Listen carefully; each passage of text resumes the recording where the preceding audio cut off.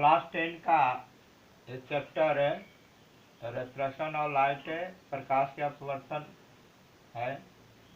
इसमें शेष भाग बताया जा रहा है कि लेंस क्या है और लेंस के प्रकार क्या है। लेंस पारदर्शक पदार्थ का वह टुकड़ा होता है जो निश्चित ज्यामितीय सतहों से घिरा रहता है।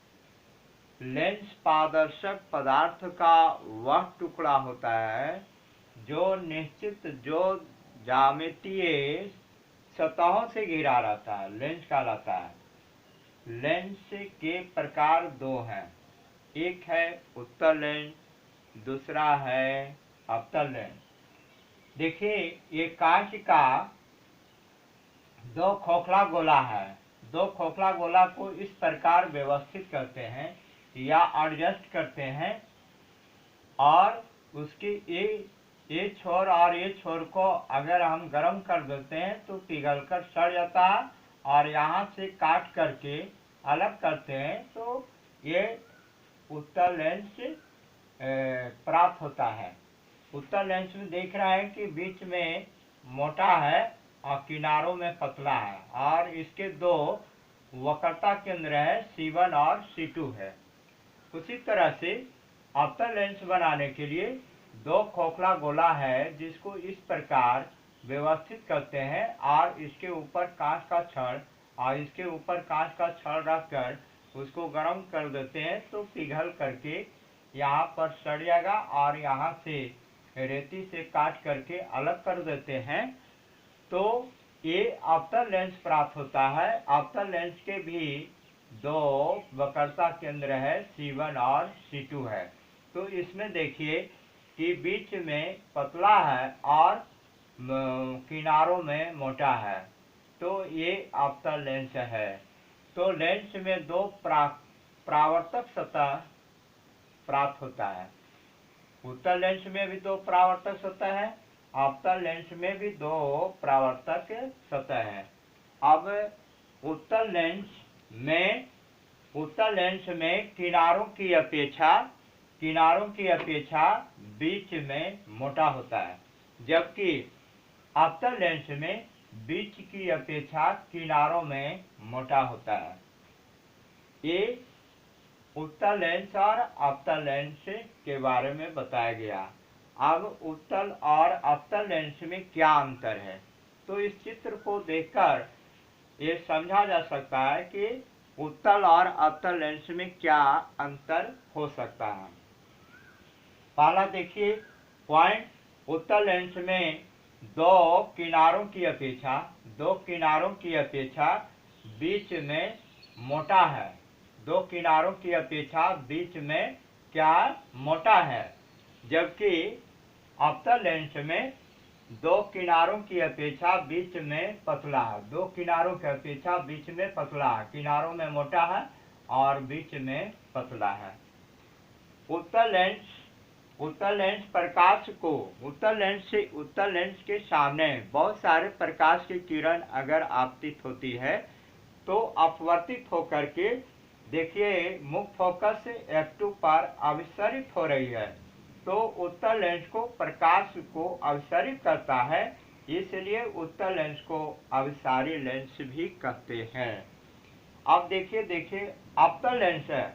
अवतल लेंस के सामने प्रकाश की बहुत सारे प्रकाश की किरण जब आपतित होती है तो अपवर्तित जब हो जाती है तो अपवर्तित किरण को अगर पीछे की ओर काल्पनिक रूप में बढ़ाए जाने पर F1 पर एक बिंदु पर अपसारित होती हुई मालूम पड़ती है, इसलिए अवतल लेंस को अपसारी लेंस भी कहते हैं।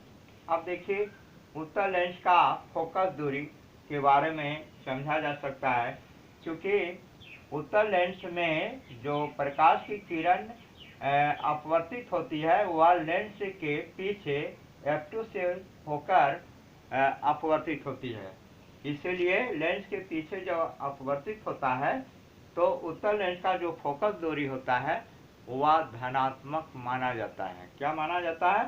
धनात्मक माना जाता है। इसके बाद है अवतल लेंस। अवतल लेंस की जो फोकस दूरी है वो देखिए जिस ओर वस्तु है उसी ओर ये f1 पर अपसारित होती हुई मालूम पड़ती है।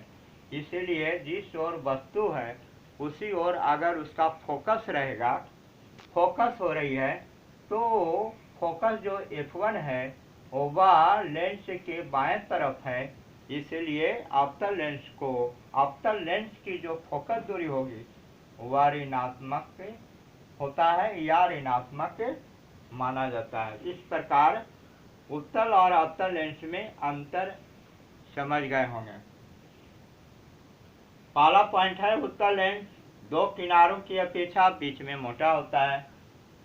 दूसरा पहला पॉइंट अवतल का है कि अवतल लेंस दोनों किनारों की अपेक्षा बीच में पतला होता है।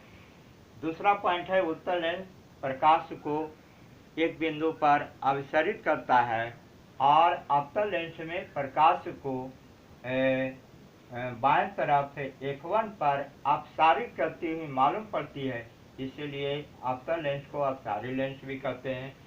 तीसरा पॉइंट है उत्तल लेंस का जो फोकस दूरी होती है वह वास्तविक होता है अर्थात धनात्मक होता है, और अवतल लेंस में जो फोकस दूरी होती है वह ऋणात्मक या काल्पनिक होता है। इसके बाद है लेंस के प्रकाशीय केंद्र क्या है। देखिए यहाँ ये लेंस जो बनाया गया है उत्तल लेंस है और अवतल लेंस है। तो लेंस का जो केंद्रीय बिंदु है, लेंस के केंद्रीय बिंदु जो O है उसको प्रकाशीय केंद्र कहते हैं। देखिए इसमें उत्तल लेंस में O बिंदु है और अवतल लेंस में भी O बिंदु है। तो O बिंदु दोनों लेंस में O बिंदु को प्रकाशीय केंद्र कहते हैं। लेंस की परिभाषा इस प्रकार दी जा सकती है कि लेंस के किसी भी लेंस है चाहे अवतल हो या उत्तल हो, तो लेंस के केंद्रीय बिंदु को प्रकाशीय केंद्र कहते हैं और प्रकाशीय केंद्र से ही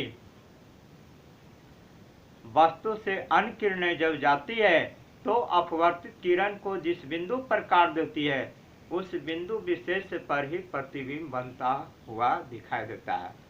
तो प्रकाशीय केंद्र से ही जब प्रकाश की किरण जाएगी और अपवर्तित किरण को जिस बिंदु पर काट देती है या कटती मालूम पड़ती है उस बिंदु विशेष बीम या वस्तु का प्रतिबिंब बनता हुआ दिखाई देता है।